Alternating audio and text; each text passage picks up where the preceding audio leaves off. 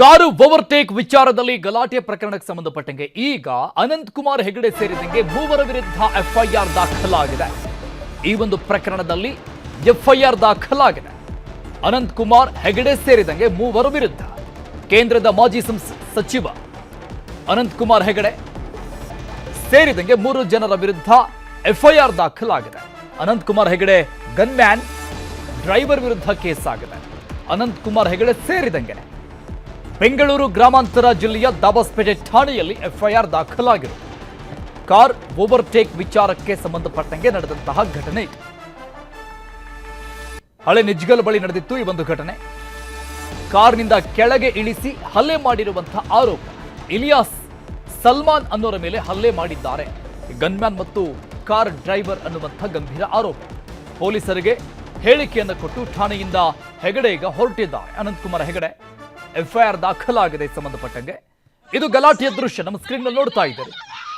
ಅನಂತಕುಮಾರ್ ಹೆಗಡೆ ಸೇರಿದಂಗೆ 3 ಜನರ ವಿರುದ್ಧ ಈ ಗಲಾಟೆಗೆ ಸಂಬಂಧಪಟ್ಟಂಗೆ ಈಗ ಎಫ್ಐಆರ್ ದಾಖಲಾಗಿದೆ.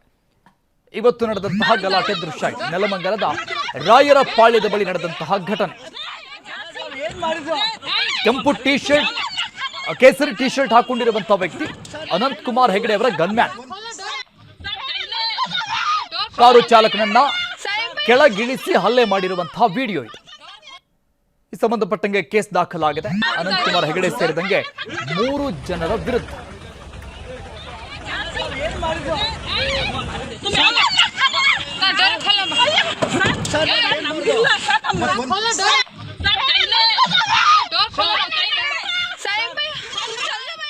ಹಳೆ ನಿಜ್ಗಲ್ತಾ ಬರ್ತಾ ಇದ್ದೋ ಲೆಫ್ಟ್ ಸೈಡ್ ಇಂದ ಬಂದು ಯಾರು ನೋಡಿದ್ರ ನನ್ ಗ್ಲಾಸ್ ಅವ್ನ್ ಗ್ಲಾಸ್ ಇಡ್ತಾವ, ನಾನು ಗ್ಲಾಸ್ ಏನಣ್ಣ ಅಂತ ಹೇಳ ಸೈಡ್ ಅಲ್ಲಿ ಹಾಕು ಅಂತ ಹೇಳ್ದ. ಏನು ಸೈಡ್ ಅಲ್ಲಿ ನಿಲ್ಸು ಅಂತ ಹೇಳ್ತಾನ ಅಂತ ನಾನು ಸೈಡ್ ನಿಲ್ಸಿದಷ್ಟೇ. ಕೆಳಗಡೆ ಇಳಿಯಕ್ಕೆ ಕೊಡ್ತಾ ಇಲ್ಲ. ಬಂದಿದೆ ಅವ್ನ ಬಾಡಿ ಗಾರ್ಡು ಅವ್ರು ಅನಂತ್ ಸಿಂಗ್ ಅವರು ಬಂದ್ಬಿಟ್ಟು ಇದು ಪಂಚ್ ತಗೊಂಡಿಂಗ್ ಹೊಡೆದ್ರು. ನಾನು ಏನ್ ಹೊಡಿತಾರ ಅಂತ ಕೆಳಗಡೆ ಇಳಿಯಕ್ಕೆ ಬಿಡ್ತಾ ಇಲ್ಲ. ಗನ್ ಎತ್ಕೊಂಡವನೆ ಮಾತ್ರ ಗನ್ ಎತ್ಕೊಂಡು ಗನ್ನಿಂದ ಗೊತ್ತ ಸಾಬ್ರು ನನ್ನ ಮಕ್ಕಳು ಕೂತಿರೋದು ಹೊರಗಡೆ ಹೊಡಿದಿ ಅಂತ ಹೇಳಿ ನಮ್ದೇನು ಏನಂತ ನಾನು ಕೇಳಲಿಲ್ಲ. ಕೆಳಗಡೆ ಇಳಿತಾ ಇದ್ದೀನಿ ಏನ್ ಕೇಳೋಣ ಅಂತ ನಾನು ಕೆಳಗಡೆ ಇಳಿತಾ ಇದ್ದೀನಿ. ನನ್ಗೆ ಗೊತ್ತಿತ್ತು ಅವ್ರ ಡಿಪಾರ್ಟ್ಮೆಂಟ್ ಅವ್ರು ಅಂತ ಸೈಡ್ ಅಲ್ಲಿ ಹಾಕ ಅಂತ ಹೇಳಿದ್ರು. ಈ ಡಿಪಾರ್ಟ್ಮೆಂಟ್ ಅವ್ರು ಸೈಡ್ ಅಲ್ಲಿ ಹಾಕಿ ಅಂತ ಹೇಳಿದ್ರು. ನಮ್ಗೆ ತಪ್ಪ ಆಯ್ತು, ನಾನು ಸೈಡ್ ಅಲ್ಲಿ ಹಾಕಿದೆ. ಆಯ್ತು ಏನೋ ಕೇಳ್ತಾರ ಅಂತ ನಾನು ಹಿಡಿದು ಬಿಟ್ಟು ನಾನು ಕೇಳಿದೆ ಅಷ್ಟೇ. ಏನ್ ಆಯ್ತು ಅಂತ ನಾನು ಕೇಳ್ತಾ ಇಲ್ಲ. ಅವ್ರ ಡಿಪಾರ್ಟ್ಮೆಂಟ್ ಅವ್ರ ಬಂದಿದೆ ಪೊಸಿಷನ್ ಹೊಡೆದ್ರು. ಹಳೆ ನಿಜ್ಗಲ್ತಾ ಬರ್ತಾ ಇದ್ದೋ ಲೆಫ್ಟ್ ಸೈಡ್ ಇಂದ ಬಂದು ಯಾರು ನೋಡಿದ್ರ ನನ್ ಗ್ಲಾಸ್ ಅವ್ನ್ ಗ್ಲಾಸ್ ಇಡ್ತಾವ, ನಾನು ಗ್ಲಾಸ್ ಏನಣ್ಣ ಅಂತ ಹೇಳ ಸೈಡ್ ಅಲ್ಲಿ ಹಾಕು ಅಂತ ಹೇಳ್ದ. ಏನು ಸೈಡ್ ಅಲ್ಲಿ ನಿಲ್ಸು ಅಂತ ಹೇಳ್ತಾರ ಅಂತ ನಾನು ಸೈಡ್ ನಿಲ್ಸಿದಷ್ಟೇ. ಕೆಳಗಡೆ ಇಳಿಯಕ್ಕೆ ಕೊಡ್ತಾ ಇಲ್ಲ. ಬಂದಿದೆ ಅವ್ನ ಬಾಡಿ ಗಾರ್ಡು ಅವ್ರು ಅನಂತ್ ಸಿಂಗ್ ಅವರು ಬಂದ್ಬಿಟ್ಟು ಇದು ಪಂಚ್ ತಗೊಂಡಿಂಗ್ ಹೊಡೆದ್ರು. ನಾನು ಏನ್ ಹೊಡಿತಾರ ಅಂತ ಕೆಳಗಡೆ ಇಳಿಯಕ್ಕೆ ಬಿಡ್ತಾ ಇಲ್ಲ. ಗನ್ ಎತ್ಕೊಂಡವನೆ ಮಾತಿದ್ರೆ ಗನ್ ಎತ್ಕೊಂಡು ಗನ್ನಿಂದ ಗೊತ್ತ ಸಾಬ್ರು ನನ್ನ ಮಕ್ಕಳು ಕೂತಿರೋದು ಹೊರಗಡೆ ಹೊಡಿರಿ ಅಂತ ಹೇಳ್ತಾವ.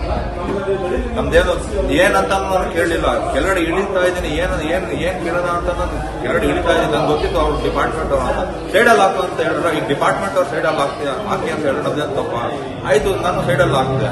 ಆಯ್ತೇನೋ ಕೇಳ್ತಾರ ಅಂತ ನಾನು ಹಿಡಿದು ಬಿಟ್ಟು ನಾನು ಕೇಳಿದೆ ಅಷ್ಟೇ. ಏನ್ ಆಯ್ತು ಅಂತ ನಾನು ಕೇಳ್ತಾ ಇಲ್ಲ. ಅವ್ರ ಡಿಪಾರ್ಟ್ಮೆಂಟ್ ಅವ್ರ ಅಂತ ಬಂದಿದೆ ಪೊಸಿಷನ್ ಹೊಡೆದ. ಯಾರವರು ಅಂತ ಗೊತ್ತಾಯ್ತಾ? ಯಾರವರು ಅಂತ ಗೊತ್ತಾಯ್ತಾರ ಅನಂತ್ ಮದ್ವೆಗೆ ಹೋಗಿ ಬರ್ತಾ ಇದ್ದು. ಇವ್ರು ಯಾರೋ ಕಾರು ಆ ಸೈಡು ಲಾರಿ ಬರ್ತಾ ಇತ್ತು, ನಮ್ಮ ಕಾರು ಮುಂದೆ ಬರ್ತಾ ಇತ್ತು. ಇವ್ರು ಯಾರೋ ಕಾರ್ ತಗೊಂಡ್ ಬಂದು ಇವ್ರು ಯಾರೋ ಗೊತ್ತಿಲ್ಲ ನಮ್ಗೆ. ಅಂದ್ರೆ ಅವರು ಕುಡ್ದಿದ್ರು ಏನೋ, ಕಣ್ಣೆಲ್ಲ ಕೆಂಪಾಗಿತ್ತು ಸರ್ ಅವ್ರದ್ದು.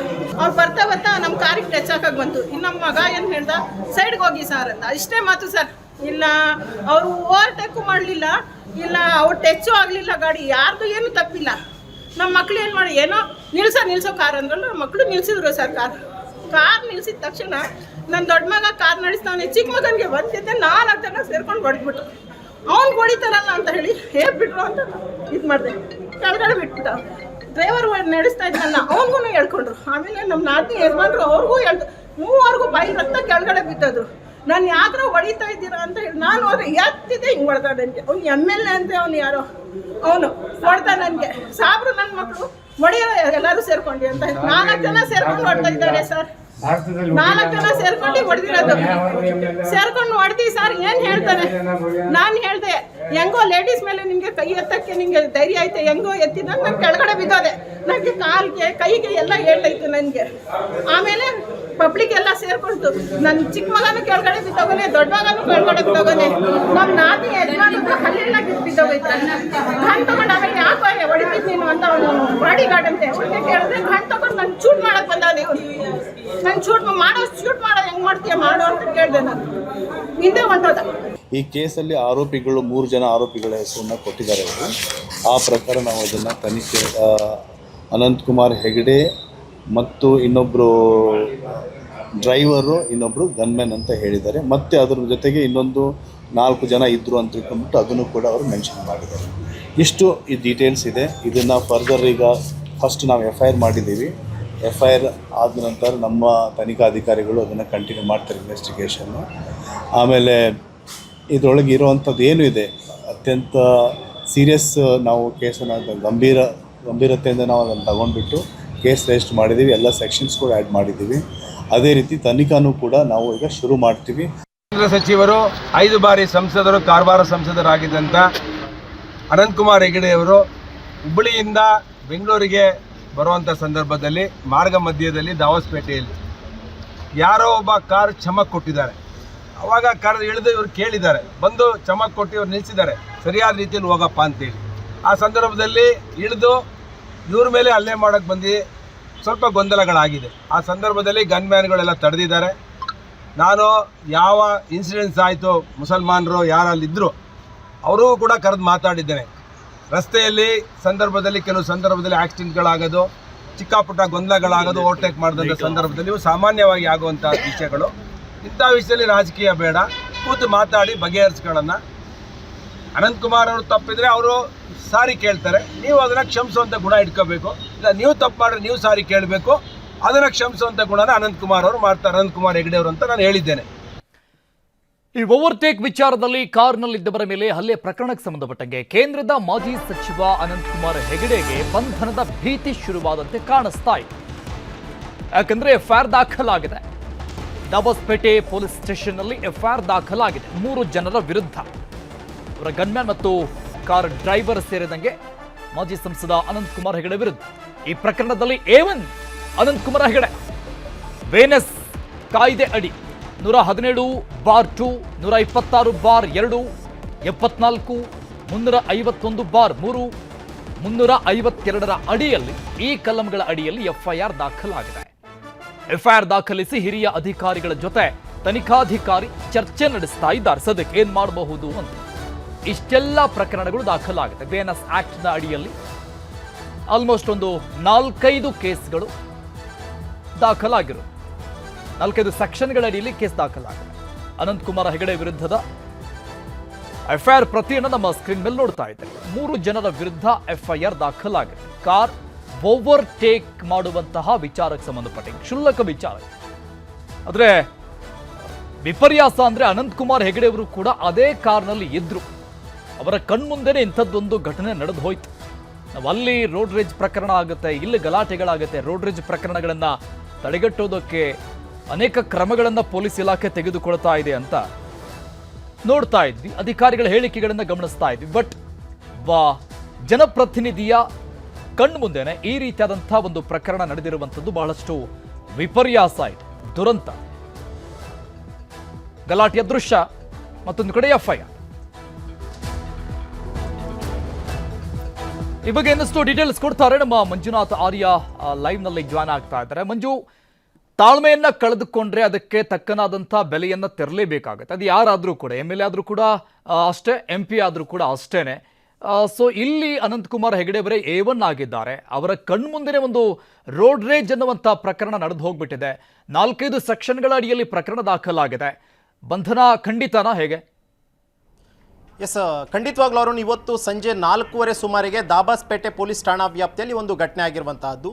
ಮಾಜಿ ಕೇಂದ್ರ ಸಚಿವ ಅನಂತಕುಮಾರ್ ಹೆಗಡೆ ಅವರು ತಮ್ಮ ಕಾರ್ನಲ್ಲಿ ಹುಬ್ಬಳ್ಳಿಯಿಂದ ಬೆಂಗಳೂರಿಗೆ ಅವರು ಬರ್ತಾ ಇದ್ರು. ಈ ಒಂದು ಸಂದರ್ಭದಲ್ಲಿ ಅವರ ಕಾರನ್ನು ಮತ್ತೊಂದು ಕಾರ್ ಓವರ್ಟೇಕ್ ಮಾಡುವಂಥ ಒಂದು ಕೆಲಸವನ್ನು ಕೂಡ ಮಾಡುತ್ತೆ. ಈ ಒಂದು ಸಂದರ್ಭದಲ್ಲಿ ಒಂದಷ್ಟು ಜಗಳ ಆಗುತ್ತೆ. ಆಗ ಇನ್ನೊಂದು ಕಾರ್ನಲ್ಲಿದ್ದಂಥ ಸುಮಾರು 5-6 ಜನರ ಮೇಲೆ ಏಕಾಏಕಿ ಅನಂತಕುಮಾರ್ ಹೆಗಡೆ ಅವರ ಗನ್ಮ್ಯಾನ್ ಮತ್ತು ಡ್ರೈವರ್ ಏಕಾಏಕಿ ಹಲ್ಲೆ ಮಾಡೋದಕ್ಕೆ ಮುಂದಾಗ್ತಾರೆ. ಜೊತೆಗೆ ತಮ್ಮ ಗನ್ಮ್ಯಾನ್ ಕೂಡ ಅಷ್ಟೇ ತನ್ನ ಕೈಯಲ್ಲಿದ್ದಂತಹ ಪಿಸ್ತೂಲನ್ನು ಹಿಡ್ಕೊಂಡು ಹೆದರಿಸುವಂಥ ಒಂದು ಕೆಲಸಕ್ಕೂ ಕೂಡ ಮುಂದಾಗ್ತಾರೆ. ಈ ಒಂದು ಸಂದರ್ಭದಲ್ಲಿ ಮಾಜಿ ಕೇಂದ್ರ ಸಚಿವ ಅನಂತಕುಮಾರ್ ಹೆಗಡೆ ಅವರು ಕೂಡ ಅಷ್ಟೇ ಅವಾಚ್ಯ ಶಬ್ದಗಳಿಂದ ನಿಂದನೆ ಮಾಡಿದ್ದಷ್ಟೇ ಅಲ್ಲದೆ ಮುಸ್ಲಿಂ ಸಮುದಾಯವನ್ನು ಕೂಡ ಅಷ್ಟೇ ಅವರು ಕೆಟ್ಟ ರೀತಿಯಲ್ಲಿ ಮಾತನಾಡಿದ್ದಾರೆ ಅನ್ನುವಂಥದ್ದನ್ನು ಆರೋಪಿಸಿ ಈಗಾಗಲೇ ಅವರೆಲ್ಲರೂ ಕೂಡ ಅಷ್ಟೇ ಈಗಾಗಲೇ ಆರೋಪ ಮಾಡ್ತಾ ಇರುವಂಥದ್ದು. ಜೊತೆಗೆ ಆ ಒಂದು ಇನ್ಸಿಡೆಂಟ್ ಆದಂಥ ಸುಮಾರು 20 ರಿಂದ 25 ನಿಮಿಷಗಳ ಕಾಲ ರಾಷ್ಟ್ರೀಯ ಹೆದ್ದಾರಿಯಲ್ಲಿ ಅವರು ಜಗಳ ಕೂಡ ಆಗ್ತಾರೆ. ಆ ಒಂದು ವೇಳೆಯಲ್ಲಿ ಇಬ್ಬರು ಮಹಿಳೆಯರು ಸೇರಿದಂತೆ ಸುಮಾರು 3-4 ಜನ ಪುರುಷರಿಗೆ ಅಲ್ಲಿ ಹಲ್ಲೆ ಕೂಡ ಆಗುಷ್ಟೇ ತೀವ್ರತರವಾದಂಥ ಹಲ್ಲೆ ಬೆನ್ನಲ್ಲೇ ಆಗಿ ಅವರು ಇಮಿಡಿಯೇಟ್ ಆಗಿ ಆಸ್ಪತ್ರೆಗೆ ಹೋಗಿ ಈಗಾಗಲೇ ಟ್ರೀಟ್ಮೆಂಟ್ ಅನ್ನು ಕೂಡ ಪಡ್ಕೊಳ್ತಾರೆ. ಇನ್ನೊಂದಷ್ಟು ಜನ ತುಮಕೂರಿನ ಸರ್ಕಾರಿ ಆಸ್ಪತ್ರೆಯಲ್ಲಿ ಕೂಡ ಚಿಕಿತ್ಸೆಯನ್ನು ಪಡ್ಕೊಳ್ತಾ ಇದ್ದಾರೆ. ಇದಾಂತ ಬಳಿಕ ದಾಬಾಸ್ಪೇಟೆ ಪೊಲೀಸ್ ಠಾಣೆಯಲ್ಲಿ ಈಗಾಗಲೇ ಒಂದು ಕೇಸ್ ಕೂಡ ದಾಖಲು ಮಾಡಿರುವಂಥದ್ದು. ಕೇಸ್ನ ಅನ್ವಯವಾಗಿ ಮಾಜಿ ಕೇಂದ್ರ ಸಚಿವ ಅನಂತಕುಮಾರ್ ಹೆಗಡೆ, ಆತನ ಗನ್ಮ್ಯಾನ್ ಮತ್ತು ಡ್ರೈವರ್ ಸೇರಿದಂತೆ ಇತರರ ವಿರುದ್ಧವಾಗಿ FIR ಕೂಡ ದಾಖಲು ಮಾಡಿಕೊಂಡಿದ್ದಾರೆ. ಅದರಲ್ಲೂ ಕೂಡ ಈಗಾಗಲೇ ಅವರು ಹಲ್ಲೆಯನ್ನು ಮಾಡಿರುವಂತಹದ್ದು ಉದ್ದೇಶಪೂರ್ವಕವಾದಂತಹ ಹಲ್ಲೆ ಆಗಿರಬಹುದು ಅಥವಾ ಅವರಿಗೆ ಮಾನಹಾನಿ ಮಾಡುವಂಥದ್ದು, ಜೊತೆಗೆ ಸಾರ್ವಜನಿಕ ಸ್ಥಳದಲ್ಲಿ ನಿಂದನೆ ಮಾಡುವಂತಹ ಅಡಿಯಲ್ಲಿ ಈಗಾಗಲೇ BNS ಅಡಿಯಲ್ಲಿ ಪ್ರಕರಣವನ್ನು ಕೂಡ ದಾಖಲು ಮಾಡಿಕೊಂಡಿದ್ದಾರೆ. ಸದ್ಯಕ್ಕೆ ತುಮಕೂರು ಗ್ರಾಮಾಂತರದ ಶಾಸಕ ಸುರೇಶ್ ಗೌಡ ಕೂಡ ಅಷ್ಟೇ ಇಮಿಡಿಯೇಟ್ ಆಗಿ ಇನ್ಸಿಡೆಂಟ್ ಆದಂಥ ಬಳಿಕ ದಾಬಾಸ್ಪೇಟೆಗೆ ಹೋಗ್ತಾರೆ. ಅಲ್ಲಿಯೂ ಕೂಡ ಅಷ್ಟೇ ಗಾಯಾಳುಗಳನ್ನು ಕೂಡ ಅಷ್ಟೇ ಕೂಡಿಸ್ಕೊಂಡು ಒಂದು ಕಾಫಿ ಡೇನಲ್ಲಿ ಸಂಧಾನ ಮಾಡುವಂಥ ಒಂದು ಕೆಲಸಕ್ಕೂ ಕೂಡ ಮುಂದಾಗ್ತಾರೆ. ಎಲ್ಲೋ ಒಂದು ಕಡೆ ಸುರೇಶ್ ಗೌಡ ಕೂಡ ಅಷ್ಟೇ ಈ ಇನ್ಸಿಡೆಂಟ್ ಆದಂಥ ಬಳಿಕ ಮಾಧ್ಯಮದವ್ರಿಗೊಂದು ಪ್ರತಿಕ್ರಿಯೆಯನ್ನು ಕೊಡ್ತಾರೆ.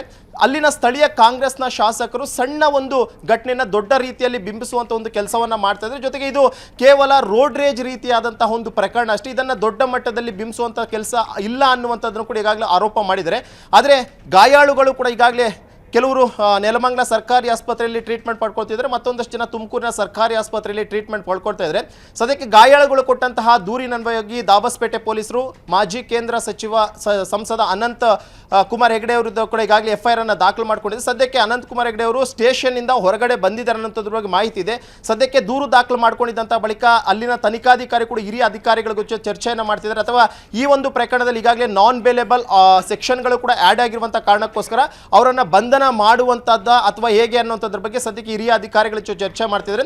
ಸದ್ಯಕ್ಕೆ ಅನಂತ್ ಕುಮಾರ್ ಹೆಗಡೆ ಅವರು ಆ ಒಂದು ಇನ್ಸಿಡೆಂಟ್ ಆದಂಥ ಬಳಿಕ ಸ್ಟೇಷನ್ನಲ್ಲಿ ಆ ತನಿಖಾಧಿಕಾರಿಗಳ ಜೊತೆ ಚರ್ಚೆ ಮಾಡ್ಕೊಂಡು ಈಗಾಗಲೇ ಬೆಂಗಳೂರಿನ ಕಡೆ ಬಂದಿದ್ದಾರೆ ಅನ್ನೋದ್ರ ಬಗ್ಗೆ ಮಾಹಿತಿ, ಜೊತೆಗೆ ವಿದೇಶಕ್ಕೂ ಕೂಡ ಹೋಗುವಂತಹ ಚಾನ್ಸಸ್ ಇದೆ ಅನ್ನೋದ್ರ ಬಗ್ಗೆ ಮಾಹಿತಿ ಇದೆ. ಸದ್ಯಕ್ಕೆ ಪೊಲೀಸರು ಹಿರಿಯ ಅಧಿಕಾರಿಗಳ ಜೊತೆ ಚರ್ಚೆ ಮಾಡಿದಂಥ ಬಳಿಕ ಯಾವ ರೀತಿಯಂತ ತೀರ್ಮಾನಕ್ಕೆ ಬರ್ತಾರೆ, ಒಂದು ವೇಳೆ ನೋಟಿಸ್ ಅನ್ನ ಕೊಟ್ಟು ವಿಚಾರಣೆಗೆ ಹಾಜರಾಗಿ ಕೇಳ್ತಾರೆ ಅಥವಾ ಬಂಧನವನ್ನು ಮಾಡ್ತಾರೆ ಅನ್ನೋಂಥದ್ದನ್ನ ಕಾದು ನೋಡಬೇಕಾಗಿರುತ್ತೆ. ಅರುಣ್, ಥ್ಯಾಂಕ್ ಯು ಡೀಟೇಲ್ಸ್ಗೆ ಮಂಜು.